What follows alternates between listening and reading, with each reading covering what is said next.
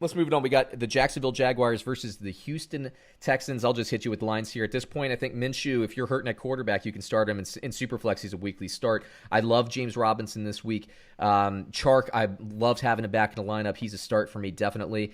Laviska Shenault, everybody, when Chark plays, Shenault is better. I like him. You should probably roster him if he's still available in your league. I don't know if I play him against Houston, but just keep an eye out because he's going to get better and better as a player. Houston, on the other hand, I have Deshaun Watson as a start. I have David Johnson as a stronger start this week. I have Will Fuller as a definite start this week. And then you can take your pick, flip your coin daily fantasy-wise between Cooks or Cobb.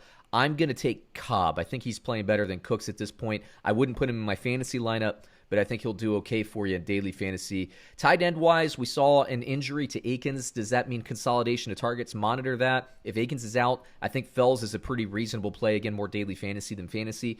If they both play, I stay away because there's just too much consolidation of targets there. So anyway, take it away, David. Yeah, I mean, talk about the Jaguars. You say you don't know if you start Chark against the Texans. Oh, no, I do. Oh, absolutely. I think Shenault, too. I mean, at this point, he's clearly becoming the second most favorite. It was Keelan Cole early on. But Laviska Shenault, guys, he is not just their number 2 receiver who Minshew likes going over the middle, who we've seen in the past. He's liked guys going over the middle. D. Westbrook was all right last year, too, usable. He's their number 2 running back, guys. He's getting more carries out of the backfield than Chris Thompson. Mm-hmm. He's on pace for over 112 touches right now when you combine receptions and rushes. So I don't care that he's a rookie. I think Laviska Shenault is already a flex option. On the other side, while we're talking wide receivers, Brandon Cooks, man, he has fallen into AJ Green drop territory. I mean, like, what are you doing with this guy on your roster? One, if he has a good game, are you going to be confident putting him in the lineup the next game? How many good games is this guy going to have to stack in a row before you actually feel confident using him? So if I can add a high upside backup running back or another tight end who I could use as a trade chip, I'd rather take a chance on one of those guys than Brandon Cooks, who is not going to have any trade value. Nobody's trading for wide receiver 4s. And he's got no lineup value. So move on. Just move on, guys. There's higher upside out there. There's nothing to gain from rostering Brandon Cooks at this point. Completely agree. Let me hit you with the line here. Bovada has Jacksonville plus 6.5 versus Houston.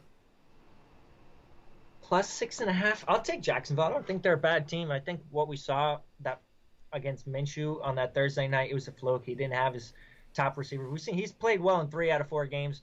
It ain't a coincidence the one game he didn't play well was a Thursday night without his top receiver, guys. Like, Minshew's still legit. Don't overreact to that one bad game.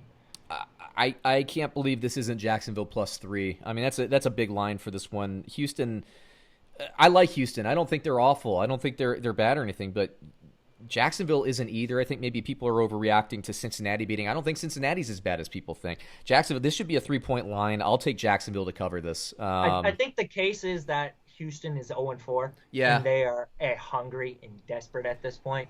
And I do think they'll win, but 6.5? I'll take the points there. I think it's a field goal game. And I actually wrote down 28-26 when I did my score projection. Houston wins, Jacksonville covers. That's too big of a line.